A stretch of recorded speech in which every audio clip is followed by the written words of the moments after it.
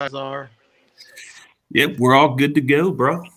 Let's roll. And dude, we're just gonna have a little talk, man. But hey, guys, we are live and we are going to discuss the victory day, bro, for everybody else, man. But what is today's day? Since everybody wants to know what today's day is.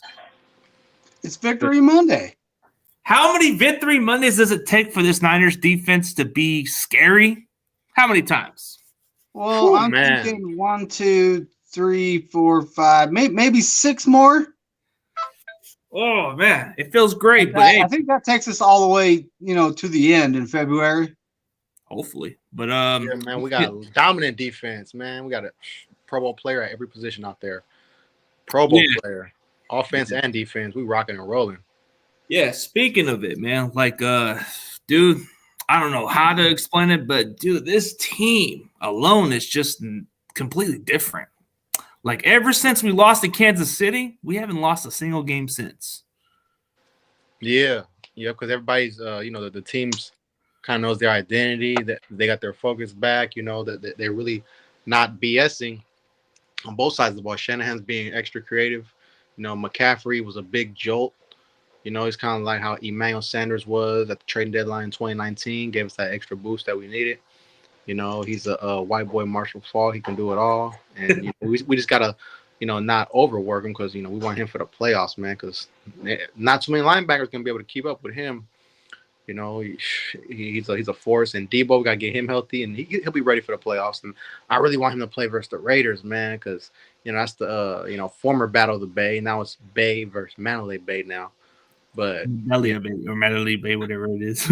Yeah, I want Debo to run some Raiders over, man. That's what I really want. And Nick Bosa, he's gonna be extra fired up because a lot of people, including Raider fans, said, "Oh, Max Crosby's better than him." And in the past, not so much lately, but so he's gonna be extra. And then Kittle, same thing with the Raider fans say Darren Water's better than him. He's gonna be extra fired up. I'm ready for this game, man. I'm watching with my brothers. Oh, hell yeah! A lot of trash talking already. Hell yeah. Speaking of our guests, man, we got our boy. We got the co-host. We got Dion that tells the truth and nothing but the truth, Dion. What's going on, fellas? King, good to see you back in the house, bro. Yeah, man. Glad to be back, man. I be seeing King on Instagram stunting like a motherfucker. That's what he be doing. I was doing the King swag, man. I was doing exactly what he did at the game. I was doing exactly like you. But I got 1.2 views out of that one. Hey, man, you never know, man. That's how you got to do it. Sometimes you just do crazy shit and people follow with it. Yeah. Oh, yeah, man. Yeah, I saw you there, but, dude, I don't know what took you so long, man. I was waiting for you 30 minutes. We're going to take you right towards that club lounge place, bro. I know. I got caught up and started talking to other people and stuff. You know how that goes, man. Shit. I wanted to go, though. I was rocking it out with I got almost close to Jennings, bro. Got close to Jennings and got a little up close to the lineman a little bit. Okay. Oh, shit. I can tell you this, man. It's nothing like seeing these dudes up close and personal in person. When I went to that Arizona game last year, bro, I bought this. First thing is I bought the ticket. I didn't know where the fuck I was sitting. I bought the ticket on a whim because I was like, yo, I want to go to the game. I thought I was going to be maybe the middle level in the University of Phoenix Stadium or State Farm, whatever the fuck it's called now. And bro, I got there and the guy was like, yeah, here's your seat. I was like, oh, for real, it's me? He was like, yeah, that's what your ticket says. I was like, oh, damn. Bro, the ticket was like $85. Third row from the fucking field on the visitor side. And I could see everything clearly. I'm on the 30-yard line, bro. It was amazing. I gotta go there. It was amazing. I was like, what? Are you serious? And then the cool thing is, we so deep out here, the bar that's a stone throw away from the fucking stadium, McFadden, we take over that. Oh, yeah, you told me about that. Cardinal fans in that bitch. We take over that. We did, bro. If the Super Bowl is in Arizona and we are there, bro, I'm probably, man, that's gonna be the one time I drop my wife off at her mom's and be like, babe, I'll see you in a day or so. Why? Because I got to meet up with all of the homies. We could be out. You know what I'm saying? I know because I know a lot of people will definitely. I mean, anybody from Cali, what a flight from LA to Arizona is literally 45 minutes. It's not even that far. Like even on the road, dude. Like when I go to the road, it's 6 hours. Like 9 hours. Only on traffic. You could get there in less time if the traffic ain't shitty. So, but it would be 9 hours for me or 8 hours down Phoenix or something.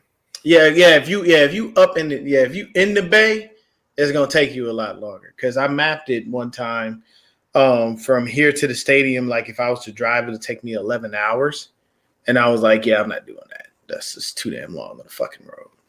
Like I don't have anybody else that I know here personally that I feel I could trust driving along with me. That's a Niner fan like I am. So I don't make those kinds of trips. If I knew somebody like out here legit that was like super diehard, like that was my road dog, and I fuck with this person on a regular basis like that on an everyday, then bro, please. You would never stop me from driving to those games, bro. I'd hit that motherfucker. We'd be there probably less time than what we was doing, just as long as it was good traffic. But what a game, man. 37 points. This is getting better and better. You know, we got to a slow start. I was getting a little worried, but you know, Shanahan's dialing up some good plays, man. You know, players around the field, Kittle's having fun. You know, offensive line, our guards, of course, they're underrated. Spencer Buford, Aaron Banks, they never get any credit, man. They both got snubbed for the Pro Bowl. Whew. But yeah, McCaffrey's been like the all-around guy. He's kind of made even our defense play even better since he's been there. You know, it's kind of rare that an offensive player makes a defensive player, our whole defense play good like that, man. We got everything. So, you know, all we need is Purdy to not mess it up because, like I said, we got our guest, all pro player on every level, and that's amazing. There we go, twin in the building. What it do, man? How y'all doing tonight? The man with the best beard in Ninerland right there, man. Ain't nobody gonna be different than that one there, man. You big beard. Hard pressed to find that. What's cracking, man? How y'all fellas doing on this? James Harden times 2. Hey, this is the Steph Curry I was talking about, Twin Tower, man. I mean, Twin Empire. What's cracking? What's cracking, man? What's cracking, man? Not much. Nice to meet you. What's up, David? What's going on? Not much. Hanging in there. What up, D? What's cracking? What's good with you, twin? I'm chilling, man. Chilling. Man, wonderful Monday. Man, I'll tell you this, though. This has been the last couple of games, and I've been noticing it because he's my favorite player on defense, Mr. Huff. Huff got to start taking some better angles, man. He missing a lot of tackles, taking bad angles. Like that blitz he came on that sack, all he's got to do is pursue that properly, man, and he doesn't blow by freaking Taylor Heineke because he almost ran all the way past him. He's got enough speed and get off coming off that line to get there in the proper timing, but he just blew right past him, and then as he blew past him, he had to turn around, catch up with him, and then Nick Bosa's in pursuit too. So there's been a couple of missed tackles and a couple of bad angles he's been taking over these past couple of games. Yes, we've been winning, but I want him to clean that up, man, because I have high expectations for the young man, and I don't want him to continue to keep failing in that area. So the coverage was one thing. What'd you say? His coverage has been a little unpredictable at times. Like, dude, you can't be giving up plays or you can't be missing assignments with these receiver stuff, man. A lot of his issue, honestly, and he's been getting killed with this. He peeking in that backfield too much.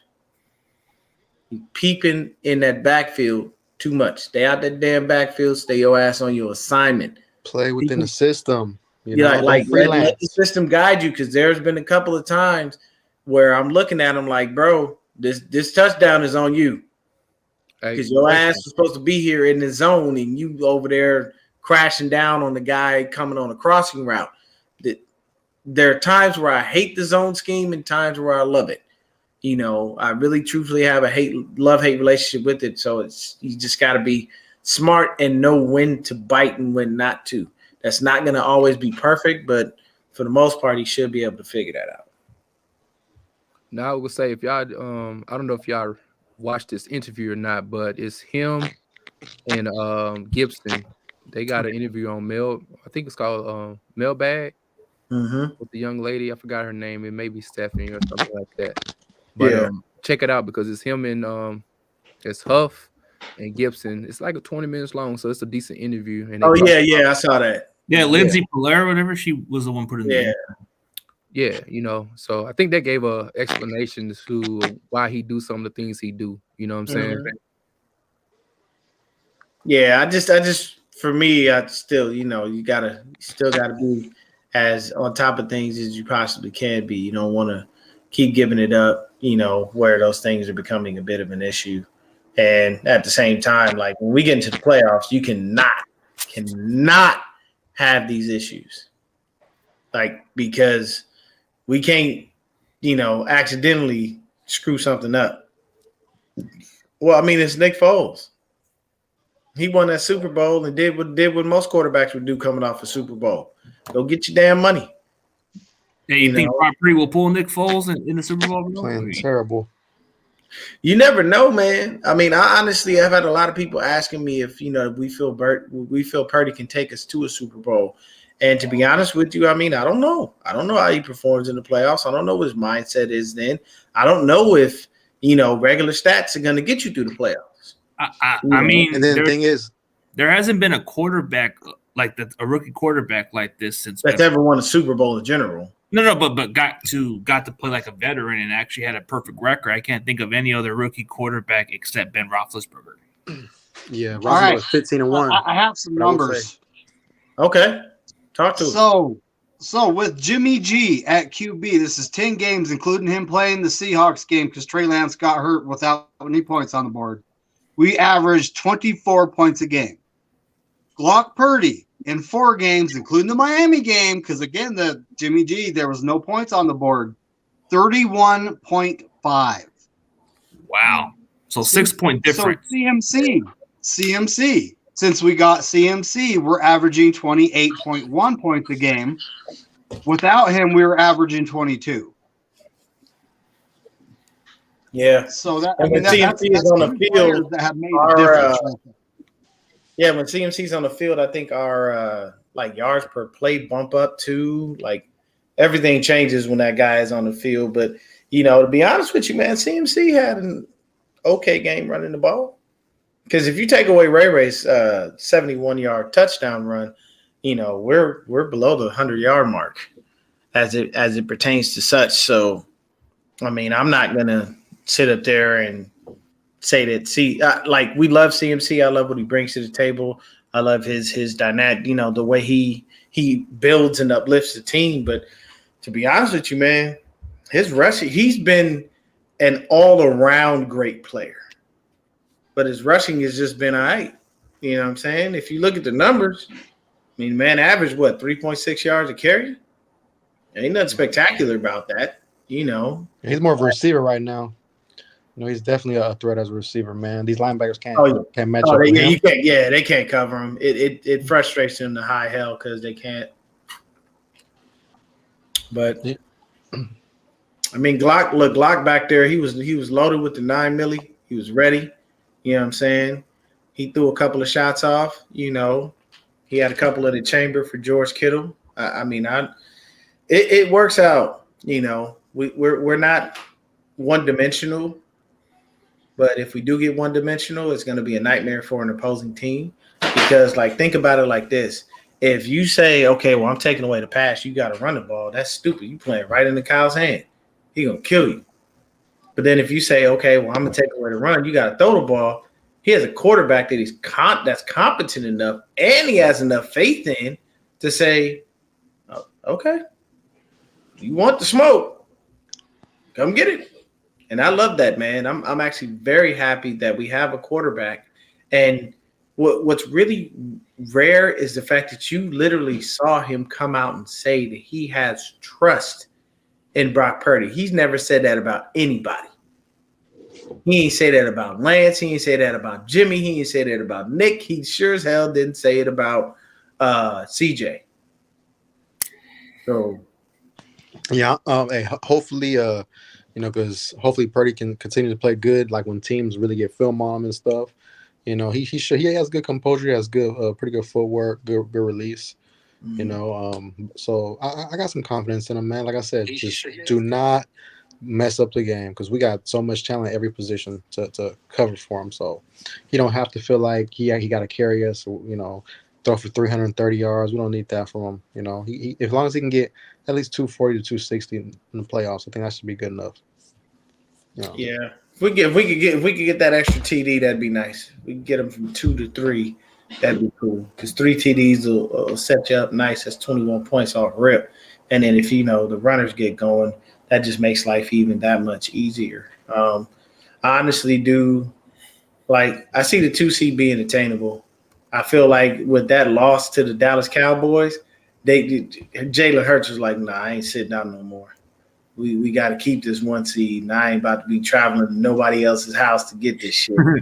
Especially in Levi's. Yeah, they don't want to go to Levi's. Levi's is a tough place to play, man. Hey, look, that's the thing. We as far as stadiums go, man, we get loud.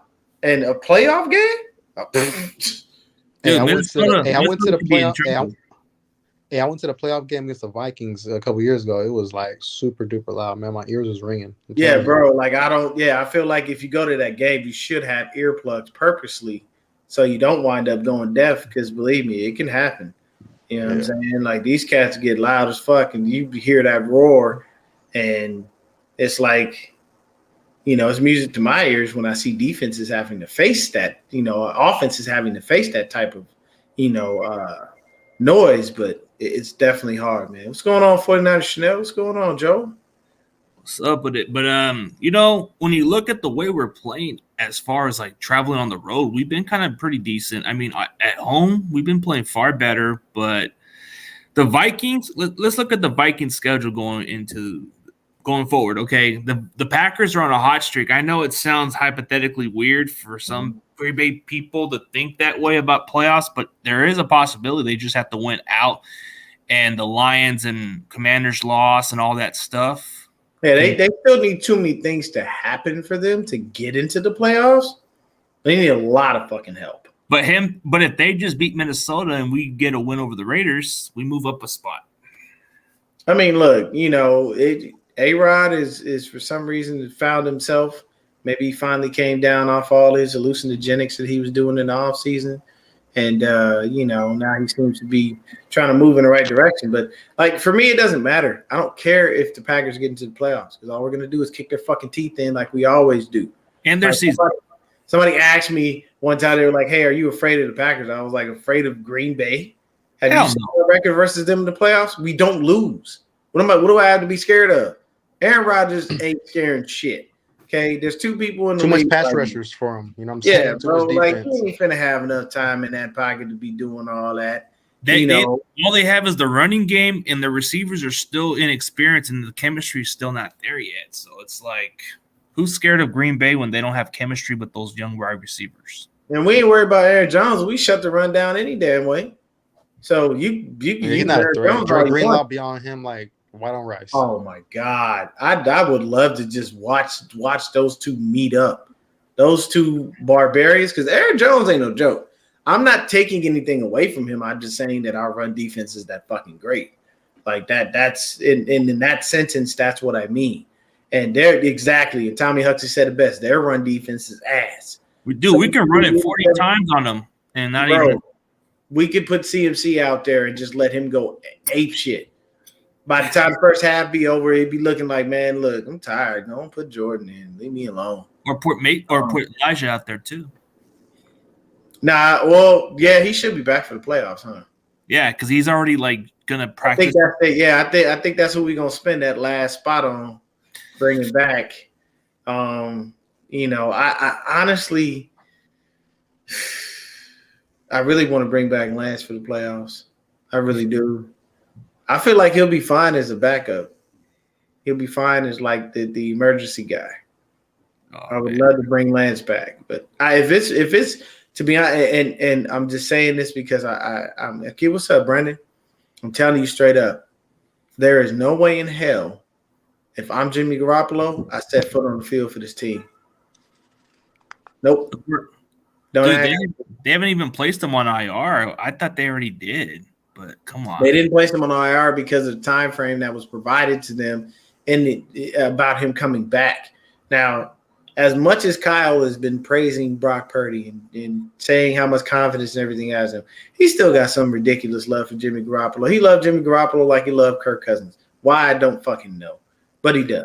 It's like they have a place for each other. I don't know why. Yeah, like I don't know, man. Maybe there's like some weird bromance that we're just not privy to. Yeah, Jimmy blackmailed Kyle or something, because maybe that's what it is. Well, look, man. No, the only person on this team that blackmailed any damn body is named Dante Johnson. That man come back every damn year. Okay, just to suck more. I told you, man. Look, Dante Johnson, like syphilis and gonorrhea. That motherfucker keeps showing up every now and then, and you don't know why. And that's because you're not protecting yourself. No, it's the gift that keeps on giving. It's herpes. Ah, yeah, true. Oh my God, are we gonna go with that metaphor? I mean, I guess he is. I mean, look at the situation. Every year, who the he's fuck on IR? It don't even make a difference. He's gonna be back next year. Dante Johnson will be on the 49ers when he like 85. No, he'll be like the the maintenance after his career, man. He'll be doing a pretty good job there. Yeah, man.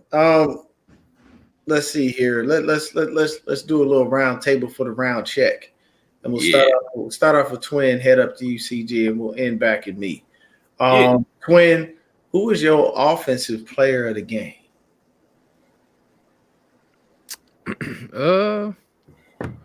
First, I thought he was frozen. He was sitting there looking so crispy. I thought he was frozen. I was out here just in my statue mode, man. I probably have to give it to. I think Kittle ball. You know what I'm saying? I think Kittle did this stuff. He showed himself to have a game. I thought he was due for a good game too. Like far as I know, he had one the week before, but whenever Kittle get another quarterback in, his numbers seem to skyrocket a little bit. I don't think that's by a happen chance. There's something tied to that. No matter what anybody says, there's a sense of a wink on the sideline, or knowing that, hey, this quarterback isn't that much of a veteran to say, hey, bro, I ain't gonna give you the ball. Whether it's Chris, like was it Mullins or CJ, they like, hey, I'm gonna feed the baby. You know what I'm saying? I see the skill set that you possess. I don't want you out here blocking all day long. I want to give you the ball and allow you to have the opportunity to show off, some of the skill sets that you do have. And so I thought George Kittle set the tone. He was, he was awesome. You know what I'm saying? The run after catch and the energy he brought, it was very essential, especially since we don't have Debo on the offensive end. You know that he brings a certain type of physicality whenever we see Debo on there. You know the offense and defense feeds off him. And I think the defense does something similar to George Kittle as well. You know what I'm saying? He gives that juice, that fire, that swag. Is almost as if when Steph Curry makes a three-pointer, like you can get somebody like Jonathan Kuminga make a three-pointer, right? And the crowd be like, yay, you know what I'm saying? And they get but when Steph do it. But when Steph or Clay do it, you can feel like there's a different energy. You can feel the electricity. There's 100,000 people in the crowd, 98 of them want to get up and clap. You know what I'm saying? Mm-hmm. There's another player, maybe only like 25, 30,000 get up there. So like, to me, that's something that is unique. And a lot of times people don't talk about in the game of sports. That's why a lot of people say, hey, man, I wish George would get more involved, because the fans aren't going to rally and bring that energy when he pancaking somebody, because everybody can't see that. Everybody's not watching the LOS. And so that's why I say I give some props to George Kittle in the performance that he had last week and what he did with them 2 tubs. Awesome. CG. Oh, dude, I think when we think about the players who don't get much recognition, I'm going to go offensive line. At least in some perspective, they did their job right. I'm going to give a shout out to Spencer Burford. Guy did a good job. He did his part. Aaron Banks did exactly what he was supposed to do. So I'll just say the offensive line did a pretty solid job. So I don't want to just single any of them out. So I'll just put the offensive line play. Yeah. I like it. Kane, what you got? Man, I got, George Kittle. He sets the tone, man. He's out here looking like, Travis Kelce West. I mean, that's his big rival, because they got a Magic Johnson, Larry Bird thing going on at tight end. So, and now he got some of them stats, he's putting it up. He's getting yards after the catch, still being a yak boy, no matter who's back there. And, he's great in the run game. And it's good to see him out there as a receiver, man. And I got to give also credit to Shanahan. He's dialing up some great plays, man, getting these guys open. And they're getting open on their own too. But, Shanahan's really looking like we don't like to use the word genius, but, poor man's genius. How about just a great mind, a great creative mind? That's what he is. So George Kittle over the middle. He's the best tight end in football, for real, for real. So that's my guy right there. Dave. So I'm going to go with Brandon Ayuk because he has been the most consistent receiver we have all year. 5 catches for 81 yards. Didn't have a touchdown, but he was always there and he was open a lot. I do have to give a shout out though to one guy. It's Ray for that 71-yard end around. That was so awesome. I mean, holy moly. We need more plays like that. Oh yeah, that was the thing of beauty, man. The blocking was set up perfectly, and when that hole opened, he got right through it and took the fuck off. And this is what we've been waiting to see from Ray as far as it pertains to just him on the field in general. We would love to see that on a consistent basis. But yeah, man, for me, I gotta roll with Twin and King, man. It's Kittle, bro. He's had a resurgence, and Twin hit the nail on the head. It's very simple. When someone else plays, Kittle seems to be able to start becoming a fucking factor. But you still the thing that really drives me insane about this is you still walk out and write on your shirt, "Feels great, baby," and then you put 10. Like I don't get it, bro. The man don't even call. He don't even text. But this like your best friend. That don't make no damn sense. I got 2 best friends. If I call them and they don't answer, they will call me back. If I text them, they will reply. If I was doing that and these motherfuckers wasn't getting back in touch with me, I don't think you really fuck with me like that. But that just confuses me how George is consistently dick riding Jimmy Garoppolo when everybody else helped made your career. That big year he had where he was on that receiving record, that was a carousel of Nick Mullins and C.J. Beathard, not Jimmy Garoppolo. So I don't know, man. I don't understand how you can be so attached to someone like what. And look, man, I'm all for giving people compliments. I'm a man about my stuff. I don't need to say like pause if I say that there's a dude out there and somebody says, okay, well, there's a handsome guy. But these players, bro, you're fawning over Jimmy a little too much. You consistently mentioning the jawline and how handsome he is. Look, y'all need to slow down, okay? Yes, to women, Jimmy Garoppolo would be an attractive person, and that's fine. But you don't need to hear that every 5 fucking minutes. No one gives a shit. Because I'm going to tell you right now, your looks ain't doing nothing for your ass on the field. Because you know what? Everybody is playing on defense thinks you butt fucking ugly.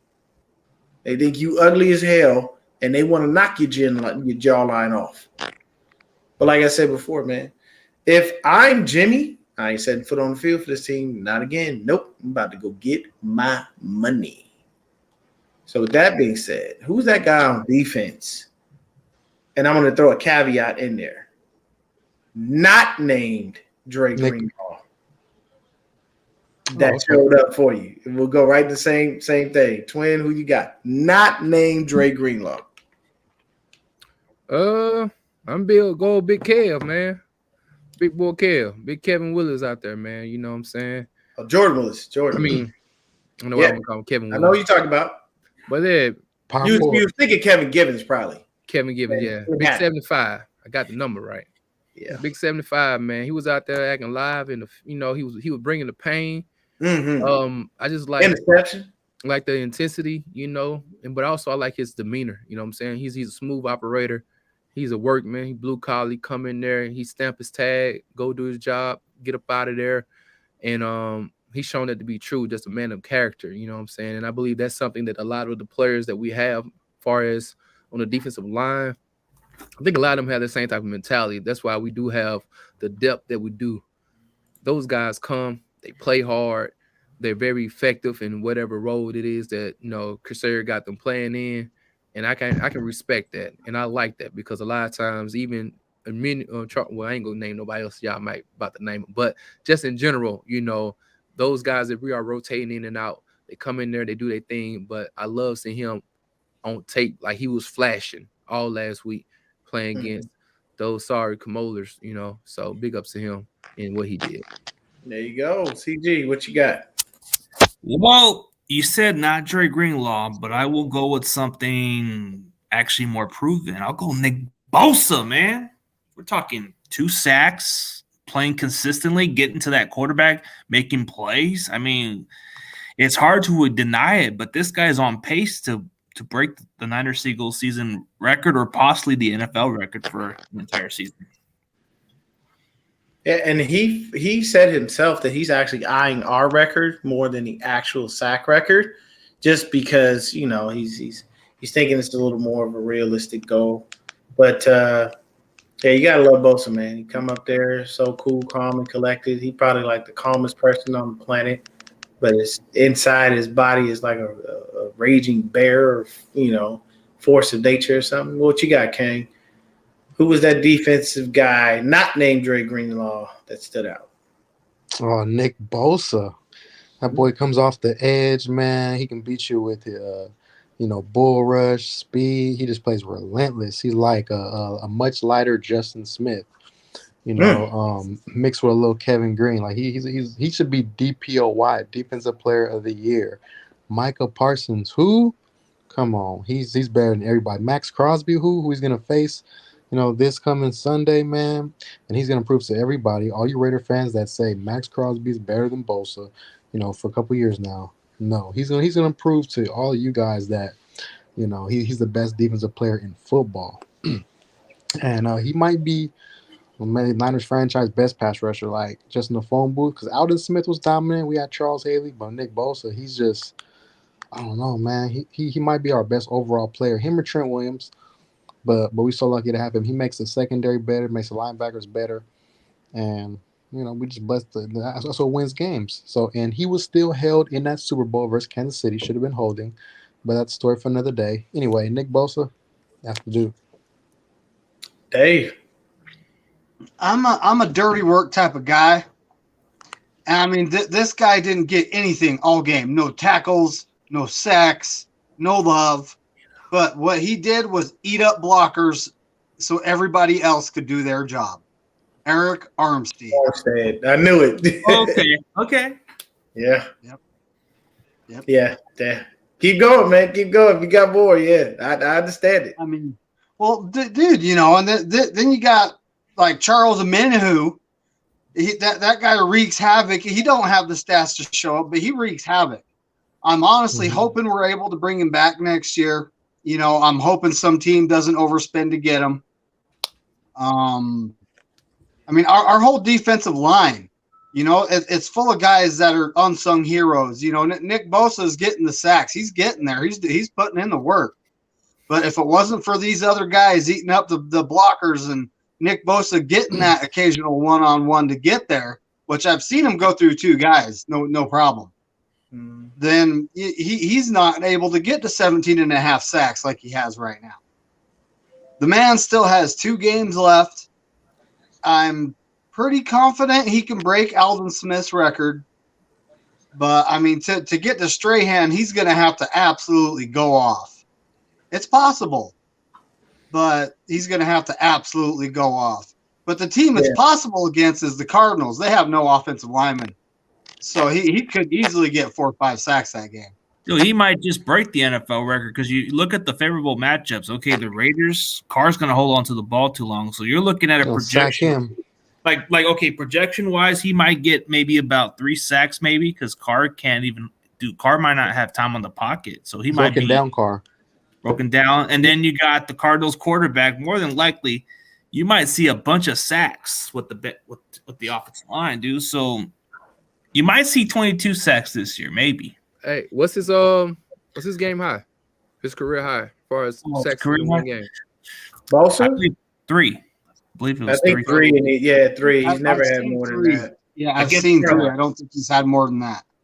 Because I think in order for him to get that number, man, we'll have to really be out there trying to bust their head wide open and embarrass that other team to make sure they're throwing the ball at least 35, 40 times in the game. Because if we're doing that TOP as far as time of possession, trying to make sure we matriculate down the field consistently, then I don't necessarily see it happening because the score would kind of be in hand, especially how we rotate our players. But if we out here beating the brakes off of them and we can say, hey, DNs, tee off, and we don't have to worry about, because one thing they have, what's my guy name? Josh Jacobs. He's been balling. He's been running the ball very hard. I think he leads the league in tackles after first contact. So he's been balling. So we got to make sure we wrap up and hit him good and hit him hard. So I don't think they're going to negate the run. But again, if we do, I would say there's an opportunity for him to get multiple sacks. But he has to have at least 3 sacks each of these next 2 games to break the sack record, because he's at 17 and a half. Sack record is 22 and a half. So if he can get 6, if he get 3 in each of these next game, or just have one game where he just, goes ape shit and have another game where he just does enough, then he'll be good. I mean, it's not out of his reach, so to speak. But I mean, hey, it's a possibility. I would be surprised if he had like a game where Alden Smith had a 5-sack game against the Steelers. Oh yeah, against Arizona, he could do it. I'm telling you, I think Arizona's more of a. Oh yeah. They sit his ass, and I'd look at Kyle and be like, "Don't you sit me? I'm going off. You better leave me in here because I'm hunting. I'm hunting right now. Hey, I'm hunting." Cal say, "Hey man, come on, and look, you wrapped up that DPOY. Come on, hey, we need you right here for Super Bowl. I need you to sit your little butt on down. I need you to pull on hamstring because y'all know how he had a little tight hammy earlier in the year, or a tight groin. Like, hey, bro, you did enough. Say less, do less. Sit down. Let's stress. Let's go. Let's go. The playoffs. It's like I said. If after this Raider game, our seating is set, and it will not change no matter what we do, sit our starters, man. Who's the backup? Josh Johnson. Put him out there. Yeah, I guess so. Put him out there. I'm telling you right now, our starting, if we've made the playoffs and it's not changing, as far as like our seating, oh man, please. Shit, you see Josh Johnson out there with Ray McLeod, Danny Gray, Juwan Jennings. I might not even put Jennings out there. Hell, and my number 3. Yeah, my defensive backs are just. I know you ain't had no action all year, Ambry, but here you go. I'm putting Ambry out there. I'm putting Womack out there. Quantrez Knight might get a few snaps. Like I have no reason to subject my starters to more pain when they don't need to be. I mean, because what people don't realize is it's gladiator sport. You taking your body and running it against a whole nother grown ass man's body who could be bigger than you, and he out there packing a punch. Regardless, it's a continual thing. For me, my defensive player was Fred Warner. It was like a coming out game for him again, man. Like he showed up and showed out. I loved every second of Fred, man. He was out there balling, getting it going. I didn't know, man. Somebody told me Fred is Panamanian and Mexican, which, looking at him, I'm like, oh, bro, I could have sworn you was just black. You wouldn't have known until somebody said something. And the crazy thing is, what'd you say? His eyes look like he's from a different culture. Though. Oh, from a different where? Yeah. I got a buddy of mine named Jay, man. Jay, his mom is from Panama. I looked dead at him, thought he was just a regular old black dude. So it's just, people come from all walks of life. But that's how the culture is. Yeah. But I mean, and at the same time, man, hell, everybody's mixed, man. Fucking been going on since the beginning of time. So don't ever think you're pure or something. It's usually extremely rare when you do an ancestry and come back, your ass would be realized, oh shit, I didn't know it was like that. Yeah. I was on with some guys Scotland, baby. What'd you say? I got some part of Scotland in me, baby. Oh, you got some Scotland? That's why you got that beard there. That Scotland shit. That's Scottish, man. No, man. Actually, the funny thing for me is I looked through mine. I did mine, man, it's all fucked up. I don't even know what to say no more. Yeah, I'm just out, y'all. Just gonna put an enigma. Oh, you out of here, man? All right, Antonio, man, take it easy, bro. Easy. Great show, y'all. Much love to you. All right, take it easy. All right, bro. Hey, man, I was on with these guys from the UK earlier. Talking about the game. They're because the UK got fans, bro. They got strong. Across the pond, we got lots of people who love American football, and these guys are doing their own podcast about their Commanders fans.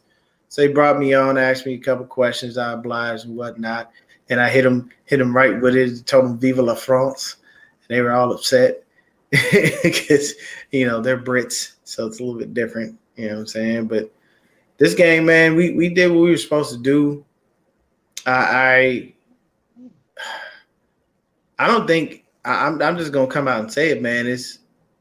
I don't know if we get to see that moment where Brock Purdy struggles because we're playing so well. I don't want to see it. I don't need it. Even if he does have a moment, it's not going to really hurt this team because you have a defense that actually bails out. You know what Brock Purdy did through an interception, but did it really affect us with that defense?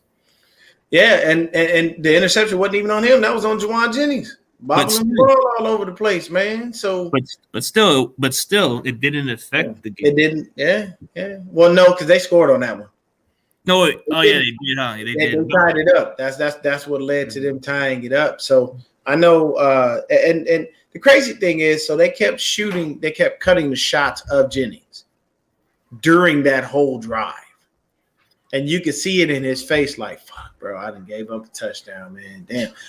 And that's all I've ever wanted. Well, hey, look, I'm with you, Perk. I don't want to see it ever. And that's the thing that I love from our players when they take that kind of accountability, like it's on me. And because you know how many people wanted to rip me to shreds when I blamed Jimmy for shit, and they be looking at me like you can't do that. Yes, I can. Did he throw the pick? Yes. Did they go down and score in that possession? Yes, that is Jimmy Garoppolo's fault. Why? Because he turned the ball over. Well, he can't go out there and play defense. Well, it looked like he was showing out there playing defense for the other fucking team, throwing the ball to their ass. I'm sorry, when I see somebody throw a blatant interception, I'm like, bruh, this dude was standing right there. He's wearing a complete polar opposite jersey. There's no way you could get confused. I know you saw his ass. He was right fucking there.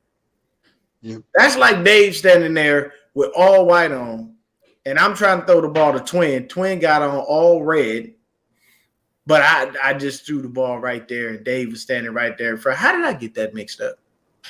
It ain't hard. It's just colors. So it's just, you got to be smarter about those things. But I think Ray McLeod, man, is up for a bigger role.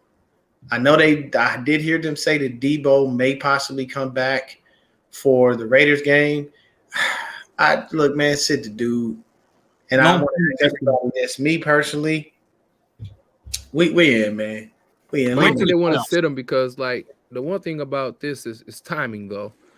I think people don't give that enough thought. Whenever you are playing a sport that is as quick and as fast paced, and a lot of these things are coming where you're not thinking, it's reactionary. When you haven't played in 3 to 4 weeks, you have to try to get yourself back into rhythm of playing with the. So like whenever I play sports and still continue to compete, there's certain players you can compete with, and you don't have to rev it up. If I'm going and I'm hooping, or I'm throwing the football around, or I'm playing racquetball, whatever the case may be, if there's certain players I see in there playing, once I get in the game, I can feel the pressure. The pressure begins to do something to your heart rate, where it goes from being 125 resting heart rate, well, not resting, but like a normal heart rate, to like 165, 170. Now you got to realize that if I ain't done this in 3 to 4 weeks, my timing is off. I'm going to be rushing. I'm not going to be as patient as I would be if I've been playing consistently. And so I think a lot of times the coaches want to put you back in there because they want to get your feet back underneath you. And that's what they're meaning. It's like, okay, Debo is a wide receiver. It's all about timing. It's all about, reading your blocks, knowing how to read it, knowing how to even slow up, not overly step into things of that nature. And so I believe for what it is that Debo does, just to get some snaps in, whether it's 35 snaps, just to get him in that, okay, I got the feel. Because you don't want your first feeling to be in the most, the biggest game of the year, which is a playoff when you're one and done. You don't want him rusty like that, no. we love Debo, but we've seen Debo be drop 14 balls. We've seen Debo catch it and try to do too much with it and fumble the ball. It's not a knock on Debo. We're just being honest and evaluating what we've seen throughout the years. And so I think Kyle know that because of the way that Debo plays. And we saw that a lot with George Kittle when he first got back in. They don't know when they're going to get the ball again. This is with Jimmy G. So they try to make sure they're trying to score or do a big play because they might not catch the ball for another 2 or 3 quarters. It may be different with Brock Purdy, but that mentality is still there. And that's why I believe they want to make sure these guys are continuously playing. May not get, say, for instance, they may average 65 snaps a game. They may only get 45, 50, but you want them to play. You don't want them just to be sitting out there getting cold. Okay. You want them to shake the rust off a little because of the injury. You want them to get back on their feet so they don't have to miss a beat when they get back on the field for the playoffs. You know, that would maybe limited snaps, maybe give them like whatever the amount they can give them and use him as a decoy. And then maybe on certain plays where he's open, just give him the ball. Yeah, I mean, Twins' explanation made perfect sense. Oh, it does. I would just go on a bit of a snap count for me if it was me because I don't want to re-aggravate that high ankle sprain. Even though they say it wasn't as bad as you think, you can re-aggravate it and make it worse. So for me, I'd probably put him on a snap count. I'd probably just, just to get his feet wet again, as you were saying, and then, sit him down and just telling me, look, man, we ain't going to overuse you. We just letting you get back in the rhythm of things, and then go from there. But I wouldn't do too much just based on the fact that, if I've already seen that we're good, then, I don't need to overwork you, or have you over there trying to overexert yourself, forcing a touchdown. Because if you notice early in his career, Debo didn't make business decisions. He would hit. He'd be going out of bounds, and he wants some kind of contact between him and the next person. Notice now he just says fucking takes it out of bounds. It's smart. See, people used to malign Chris Johnson for that. They'd be like, oh, you running away from contact. You ain't hard. You ain't this. You ain't that. And Chris Johnson came out and said at the end of his career in an interview, he said, I made a business decision. I had no business running into somebody if I wasn't going anywhere. So what's the significance of me creating contact and running through someone when there's not an actual advantage to me doing so? And I respect it. Because you know what? At the end of the day, I'm not going to be old and decrepit and crippled and my hands look like this and I can barely get out of the fucking bed. Well, people don't, and I know like we kind of laugh, but there are people literally where that's what happens. You have beat on your body so much, destroyed it so much, taken so many hits, a helmet to the elbow, to the ankle, to the shin, shoulder pad, all kinds of stuff throughout your whole career. Once you get when we get older, our bodies don't get better. What the fuck? It gets kind of weaker. It gets worse. So CJ2K finna be one of them running backs walking around, still able to tell his story, possibly still able to give you a 4.5 at 45. You know what I'm saying? Look, hydrate though. Make sure you hydrate. Do some hot yoga, man. And look, all the men out there who may be in the chat may be aging. Look, don't be afraid to do a little Pilates. You know what I'm saying? Keep your core tight. Make sure your hip flexors are loose. Just giving y'all a little, little anatomy, you know what I'm saying, to go work on your hip flexors, my guys, because you want to make sure you still get that nice stroke game as you age. So yes, sir. On your hip flexors, yes, sir. You gotta have that stroke game right. It's okay. Good cardio, stay in good health. Back in the day, they used to say that there were some offensive linemen that said they did ballet. And they did it for balance purposes. Like my coach had me do that. You want to be nimble. Like the way Trent Williams moves is insane for somebody that goddamn. You gotta do with the footwork stuff too, because when my coach once told me it's something that helps our linemen stay in balance, and then you're not able to lose control when you move your blocks or something like that. Yeah. I mean, so like trying everything to be able to stay in shape is never out the window, man. If somebody comes to me and I'm a defensive back and they say, hey man, I've been doing this hot yoga and when I get bended, when I bend or flex a certain way, it don't hurt like it used to. Or if I'm on a bang bang play and I have to lean all the way back, I'm not worried about my tendons, tearing or anything like that because I've stretched everything. I've done everything right, properly hydrated. Okay, well then, yeah, shit, let me try that too. Let me try to extend my career because, the NFL stands for so many things, but one of them is not for long.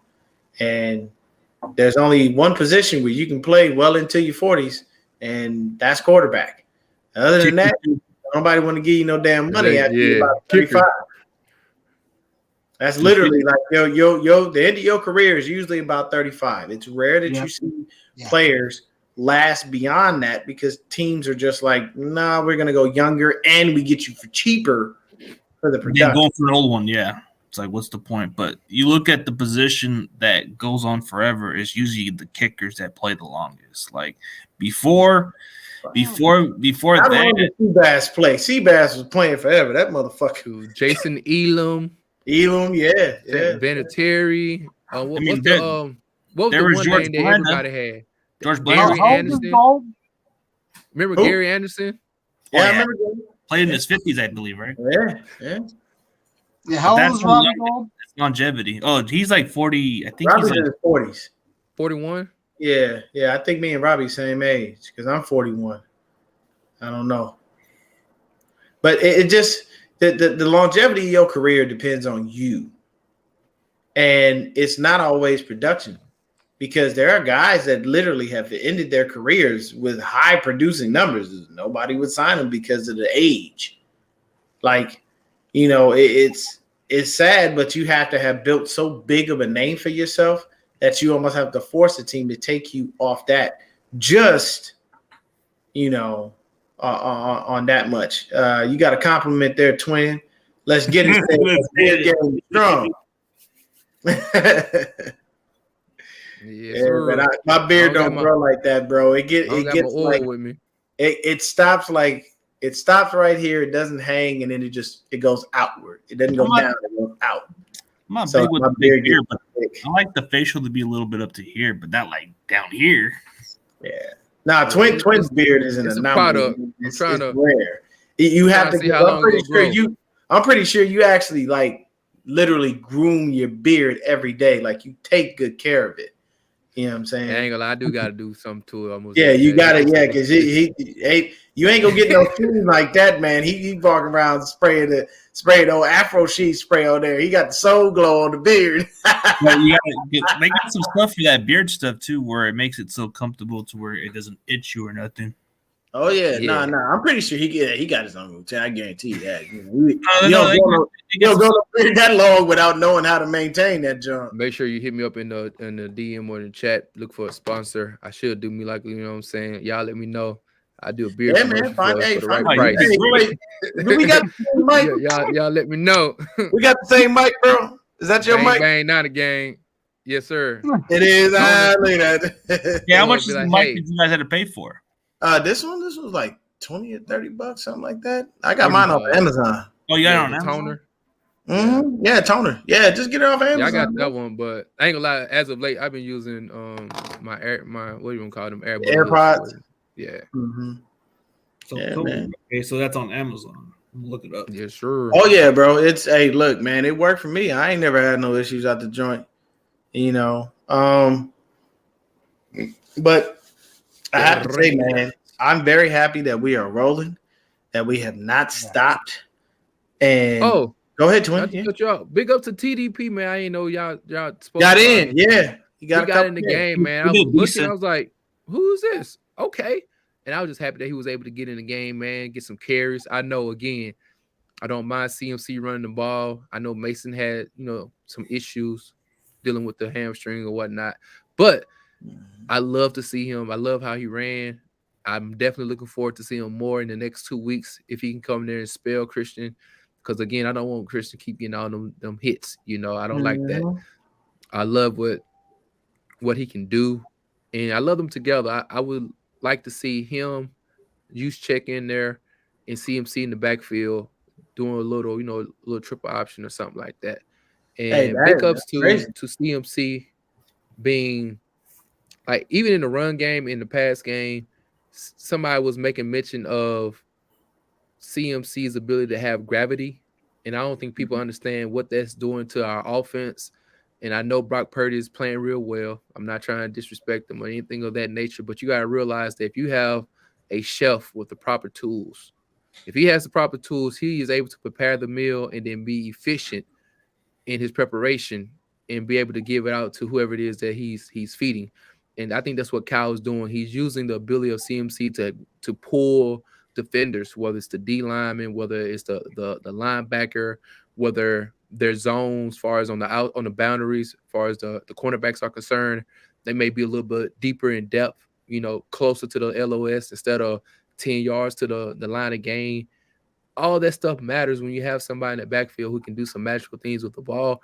And so I want to give him his proper due, even if he's not necessarily running the ball very well or he's not catching a lot of balls. Just the threat of him being out there is opening up different areas and on the field that makes Brock Purdy's job easy. And so I know Michael Irvin said something today about I didn't see Trey Lance doing what Brock Purdy is doing, but I just want to tell people this is not the same team that Trey Lance had. This is not, and again, I don't think I spoke to you guys that much during the offseason, but during the offseason, everybody was mad that the 49ers didn't draft a center, or they should have known that my guy was going to retire earlier, than what they did, to prepare the offensive line. So everybody was like, this offensive line, this is the number one issue that we feel that this team is going to have. Anybody who know about offensive linemen, they have to work in unison, and it takes time for them to build camaraderie. Thank God we haven't had any big injuries on the offensive line, but Trey didn't have this offensive line for weeks on weeks on weeks, and he didn't have George Kittle or CMC in the backfield. So just so for people to know before they sit here and kill Trey for not being as productive in one game in a monsoon for the first 3 quarters, he was out there balling. And then his starting running back got hurt too. But people forget all that. They got I don't know what happened to people. They kind of, they forget. That's what I like to call the Jimmy sexuals. Well, no, they Jimmy sexuals, but then at the same time, it's a situation where that's like selective memory. You know what I'm saying? Because you forget that Trey Lance can do everything that Brock Purdy is doing. There's nothing that Brock Purdy is doing that Trey Lance cannot. The only difference is Brock Purdy's on the field. Trey Lance is not. And the thing is it's the same way I felt last year that I do this year. It's not to say we couldn't do this with Lance. Yeah. It just that's not the case. Big ups to Brock. Don't get me wrong. No hate to I'm Brock. not taking nothing away from him. Like what he's doing is great, and he's looked fantastic. But it's just you have to remember there's definitely a different playbook. Definitely a different playbook because, and I was pissed about this, and I definitely made it known. I know a lot of 49er fans. Like the one thing that I've noticed being a podcaster is when you do it and you're doing it for a specific team, the way that your followers skyrocket most of the time is you not being authentic. You have to dumb down your authenticity to fit the mold of the audience. Whereas I go against the grain. CG, I know he go against the grain like that. You know what I'm saying? Twin don't look like a cat that's finna, compromise his integrity. And Dave definitely don't do that either. The issue is you have those people that are casual fans. We won. Why are you complaining? Yeah. Never mind, man. It's cool. Don't worry about it. Well, why are you complaining? Why are you here complaining in my chat? Go on to somebody else. Because if you want somebody who's docile, who doesn't hold people accountable, who just comes on and goes, yeah, we won, you need to go elsewhere. Yeah. Because if I'm going to look at the game as a whole, I'm going to be objective about it. I want to see the good, the bad, the ugly. I want to see where we can possibly improve. I'm not wrong for that. I just look at the game from a broader spectrum than you do. You pick your phone up. We won. Great. And you move on about your day. So you gotta call them that. I call that the fantasy football fans. I call them casual fans, man. I call them delusional. You wear the gear, and you don't know shit about the team. I can tell you, damn, go Niners, man. Hey, you remember when this play happened? What? Oh, I just like the jacket. Okay, so you don't know. You don't even know what the fuck going on. You couldn't tell me the linebackers coach if I asked you. You just man. I give them a better nickname for those Homer fans. I call them the delusional-minded fans. because they don't think outside the box. They don't think realistically. They just think, oh, we this and that. Like, dude, you got to be very critical. And I'm glad that's what we want to do. We want to just and it's the fact is we want to hold everybody accountable. Nobody's above reproach. So when I called Brendo, it wasn't like being harsh. It was actually being actual facts, and then he took it personal. No, yeah, and see, here's the thing. Some people will be looking at it and be like, "Oh, so and so did this, so no. You got to look at the context and really see what was being said. Like it did. Jake Brendel, you played like ass earlier this year, and he blocked me and took it personal. You now, right after he blocked CG, I bullshit you not. He started playing better. So maybe we need to see. Maybe CG, we need you to troll everybody on the team. Get your ass blocked. I'm gonna troll everybody. Oh, please. Oh God. Hey, what about McGlinchey? Have you tried McGlinchey yet? Bro, he had two false start penalties. And neither one of them were warranted. Like there was nothing going on that forced him to do that. See, I think the issue with McGlinchey is this, and a lot of people like they bring up his stats and like, oh, well, actually, if you look at the film, he played really well. And I'm not going to say that he doesn't play well majority of the game, but it's similar to like the last 2 minutes and a half. If you do something bad then on a critical play, it's going to be magnified. You know what I mean? And his mistakes are usually in a position where, oh, touchdown, oh, holding. You know what I mean? Oh, 65-yard game. Oh, inappropriate hands to the face. You like, my guy, or like things of that nature. So that's where a lot of his flag. It's not that you gave up. It's not that you had a penalty. It's just the timing of it. Yes. And it's just always at the worst time. So McGlinchey, it's not that we don't like you. It's just that, dude, you do it at the most unopportune time there is, and it's just magnified times 10, my G. Have we not said this about Jimmy Garoppolo as well? He plays careless. Bro, fuck up early. Don't do it at the end of the game. Throw the interception early. Like, literally, tell me this and tell me if I'm lying. Every time he was under center or in the shotgun, or basically he started for us in general, did we all not anticipate at least one interception? At least one. Did I not cringe? I cringed every time he threw the ball. Yeah, like I anticipated at least one interception a game from Jimmy Garoppolo because he damn near averaged such. But the thing is we watched him so much, we learned the man's tendencies. If you give Jimmy Garoppolo 10 seconds in the pocket, chances are he's not going to throw that ball to a wide open receiver. If you give Jimmy Garoppolo 10 seconds in the pocket, he doesn't know what the fuck to do. He's so busy trying to get the ball out, or he start patting it, burping it like a baby, or he gets happy feet, and then something stupid finna happen when he gets happy feet. It's most of the time it's happy feet because, ever since his ACL tear, he's not looked comfortable in the pocket. It's been years I've been watching it.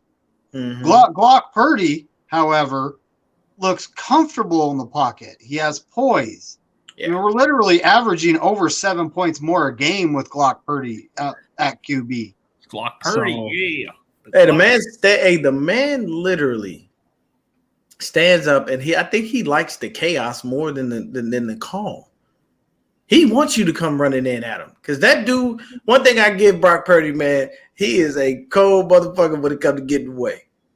He be smooth getting away from cats. I know it be making some people upset. Like, you just looking at him like, I got him. No, get your ass back over here, man. Stop running. But he does that, and he does it very well, man. So, honestly, this game versus the Raiders, I will be in Vegas. So, I'm not going to the game, but I will be hanging out with a bunch of Niner fans. Shout out to Mariah and Taryn, the 49 Faithfully podcast. Be hanging out with them. Try to meet up with a couple of other cats, man. You know what I'm saying? My sister lives out there, so I'm going to be out there for New Year's. And I just told her I was intending on going by myself, but she was like, bring the baby. So I had to bring my youngest daughter. And I was like, okay, now I didn't intend on bringing no kids. So on Sunday, don't bother me. She was like, that's fine. Just leave her here. I was like, all right. I'm telling you, on Sunday, I'm out this mug. I'm going to be gone 90% of the day. What's the points spread on that game? I don't even know, bro. I don't know how to gamble, so I don't really look at point spread and I think they picked us as 6-point favorites or more. And we playing at Las okay. Vegas, yeah. I think yeah, they have. we're playing at Allegiant Stadium. So I it's think like it's 9, about actually. 6 or 7.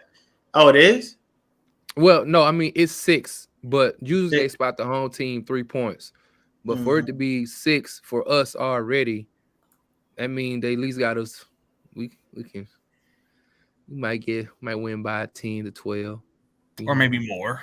We'll see. Hey, I'm trying to be modest. You know. Blow the brakes off them and embarrass them. You know the Hey, sad part? I know want the- us to beat the flame outside of that doggone emblem they got up there. I want the flame to die out. Hey, I'm gonna tell you. Look. I'm gonna tell you right now. It's gonna be a lot of pissed off Raider fans. Oh, dude, they're not even feeling this hope. I'm gonna be honest with you. I ain't even gonna front you. I ain't saying shit. Raider fans are fucking insane. You got some real street ass Raider fans out there, so you got to know which Raider fans you can talk shit to. Dude, they act hard, bro. These motherfuckers will stab your ass. It's over a stupid game too, bro. They don't care. They don't get it. I've literally seen it go. I've seen it go down when it comes to just Raider fans in general. Oh, dude, I've seen it from the Battle of the Bay where a bunch of sore losers, when the Raiders lose, they start. Oh, bro, that's why they stopped those games in the Bay, because motherfuckers are getting shot and stabbed. Like literally, that literally was stopped because of the violence. And this now I ain't gonna say that, Wasn't this what happened with Tupac in Vegas? They did. It came from both ends. It did come from both ends. 49 fans were not saints. They weren't running around with halos on their head, and they were the ones getting attacked. It's definitely probably some attacking too from them. I'm not gonna lie, but Raider fans are known and have built a reputation over the years for being a little crazy, man. And I can tell you this, man. It's for me. It's in Vegas, so I kind of feel like, well, did Raider fans actually travel like that?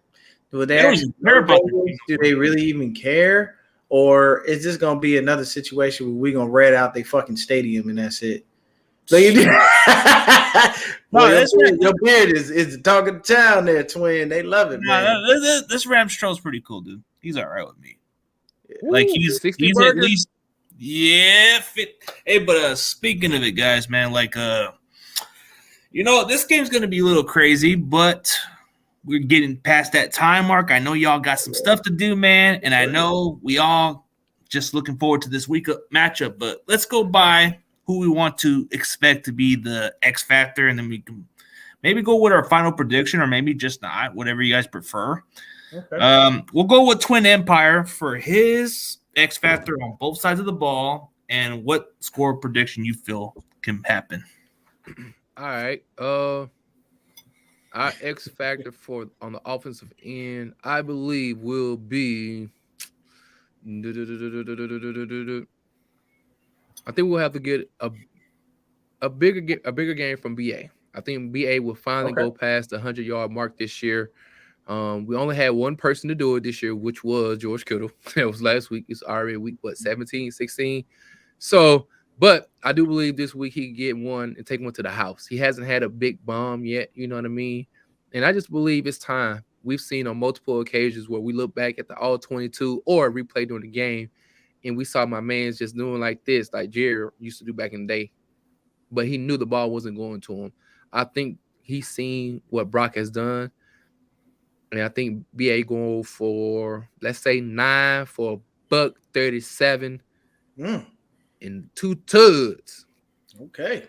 All right. So, all right, we'll go on Dion for this one, and David, then I'll be last, and then we'll just say our final saying, and we'll go from there. And then next week, it's not committed for you consistently, but hey, you're more than welcome to come back in like you've been lately, Twin Empire. Yes, sir. Yes, sir. Hey, so for me, CMC, man, touchdown receiving, touchdown rushing, and at least 150 yards in combined scrimmage yards. CMC should definitely have himself a day. This comment right here, bro. These Rams, bro. Hey, but at So least look, man, y'all about as delusional as Cowboy fans. Let me where's explain. Rudy? Y'all are not taking no goddamn year. Who takes a year off after winning the Super Bowl? I thought the identity of doing such was to win one and then go back and try to win another one. You can't take no year off. And you think because you put a 50 burger up yesterday with Baker Mayfield, y'all doing something? Let's slow down. But for the Broncos, okay, instead of Broncos country, let's ride. How about Broncos country, let's quit? They just fired their head coach. Oh yeah, they did that, but that was coming. Everybody knew Nathaniel Hackett was walking out the door. That motherfucker wasn't getting shit. He looked like trash, and Russell Wilson looked even worse. So what would be the excuse for the Broncos? Like, let's say Russell does the same crap in Denver. Does he have to go? I'm gonna tell you right now, they'll definitely. The only thing they can do right now for Russell is to restructure his contract. Is the only thing you can do. But that is the only way you're going to recoup any of them funds because he ain't giving that shit back willingly. You say we took 28 years off. Here's the problem. Yeah, Bill Clinton was in office last time we won a Super Bowl. Here's the issue. You bought your Super Bowl, and now you'll never get another one. And when you catch up to 5, come talk to me after that because you don't even have that many. You know, it's nice that you had your little moment. You know, you won your Super Bowl. Congratulations. You know what I'm saying? And then look at this year. DJ Khaled, you played yourself. So I'm sorry. I have no respect for the Rams as of this year, for this year or for any year. You won the Super Bowl last year. Congratulations. Or should I say this year, technically speaking, because we're still in it. Congratulations. But that doesn't mean shit now. You missed the playoffs. Your job is to win the Super Bowl and continue to be a contender year in and year out. You know what I'm saying? And you can say I was playing with whatever during that game. First of all, I never played with dolls. I played with action figures. Dude, okay? I played with WWE action figures when I was I'm a whole grown ass man out here. You can talk all the shit you want. At the end of the day, you still got 3 rings. Your franchise still is trash. You bought a Super Bowl and y'all will never see another one again. Hey, dude, back in our days. I'll tell you right now, you ain't about to win the Super Bowl with Baker Mayfield. I'm sorry. Oh, dude, back in our days when the Niners won a Super Bowl, they had those wrestling ice creams, bro. Those were dope. Oh, yeah. And then at the same time, look at it like this. You have to think about it. Do you have a team built for you to last that long? Probably not. Look at what happened to you this year. You're supposed to be the greats. You're supposed to be dope. Where you at? On the outside looking in purgatory, at the bottom of the fucking division. So at the end of the day, you can say whatever you want. We got to a Super Bowl before y'all even sniffed one. All right. But either way, CMC. Okay. Didn't the Rams wanted to get CMC, if I remember correctly? Now the Rams are playing denial games. Now, you know, their logic from the previous years used to be F them picks. Now it's F them trades. Because we trade. Okay, you want to talk about picks? We gave up shit to get CMC. You done traded your first round picks for the next 50 fucking years. You won't have one until 2029. So don't sit up here and try to tell me about picks. We gave up crap to get CMC. We gave up crap to get Trent Williams. These are 2 marquee players, some of the best at their position. Y'all sat up there and gave up first round pick after first round pick after first round pick after first round pick. And you do and you only got 1 ring out of this shit. Oh my god, dude. This is you have one in 2024? Well, how long has it been since you actually have had one? But they're probably gonna Goff was their last first round draft pick was Jared Goff. What was that? And you got rid of him, got old ass Matthew Stafford. You got 1 good year out of him. And I'm telling you right now, you'll get nothing else. No part Matthew Stafford is washed up. Y'all defense carried that fucking team. Don't sit up here and make it seem like the offense was the only thing, bro. Don't. I give you credit for winning your Super Bowl. Congratulations. But what I'm trying to tell you is you won't win another one for years to come. Baker ain't your answer. Not at quarterback. And you got to figure out that bum-ass offensive line you have. So explain to me what you did that was so spectacular. I'm trying to figure it out. I really need help. But let me kick it over to Dave, man, because I can go with that bullshit all night. Let's say their future picks for 2024. That's going to go into a wash-up Zeke Elliott. I bet you they're going to trade for Zeke Elliott's bum ass. Please. I'm Go gonna ahead, keep- please bring All right. Zeke over here because that'd be So- easy. I'm actually going with George Kittle. He now has a rapport going with Glock Purdy. Mhm. I'm fully expecting another 100+ yard game. Yes, sir. What you got, CG? Pretty simple, man. Like, dude, as far as this offense, it will go as good as our running game. But if I had to choose, man, everybody's been picking Kittle. I get that part, but Ayuk, pretty much, Ayuk's going to have to be the factor. I mean, they're going to try to focus on Kittle, but I think as far as matchup-wise, the Raiders' cornerbacks can't even cover to save their damn life. Like, Ayuk's going to be that problem. So I say Brandon Ayuk, hands down. No-brainer. I can appreciate that. And as far as the records go, you got it on that one. Shanahan does not have a better record than Sean McVay. And Sean McVay has been very consistent in getting you guys into the playoffs. That is facts. But you know what? You only got one Super Bowl out of all the years that you've been here. So at the end of the day, what does all that consistency really mean? Oh, yeah. Not much. Yeah, without a doubt, man. It's all about consistency, but in all perspectively, man, we're definitely going to end this stream, guys, because I got to get going pretty soon. All right, guys, tell everybody where they can find your channel, and then we'll end it here. And Twin Empire, you go first. Mhm. All right, what's cracking again, man? Thank you guys for tuning in. Big up to CJ, David, Dion, man, for hanging out with us on this 49ers round check. Find your boy at Twin Empire on YouTube. Make sure you hit the like button, sub to the channel. Even hit the little ding dong, you know what I'm saying, and get the notification for your boy. And also you can find me on the Bird app, the little blue area, the tweet app, you know. Again, Twin Empire with an X and a 2. You know, you can find me on there as well. Make sure you follow. I'll follow you back. And you can see me talking trash or hyping up the wonderful, the one and only San Francisco 49ers, baby. All right, Dion. Yeah, I see me right there, man. Niner Gang Podcast on YouTube, at SwiftD on Twitter, and 49er_Dion on Instagram. 5 years, 2 Super Bowl appearances in the ring, and what has Shanny done? Well, he's been here probably, I think, about the same amount of time. We've been to an NFC Championship and a Super Bowl. Here's one thing we have in common. Both of us have lost one in that time. You remember that Super Bowl where you guys basically had everything going, and next thing you know, you just failed? Oh, yeah, Tom Brady came and kicked you right in the fucking teeth, didn't he? They scored 3 points. You scored 3 points. So don't mention that second Super Bowl that you went to and lost. You might want to stick to the one you just won. Just going to throw that out there. Well, Yeah, on top of that, Shanahan built this team. Did not inherit a good team. Yeah, we didn't trade in like everybody in the top.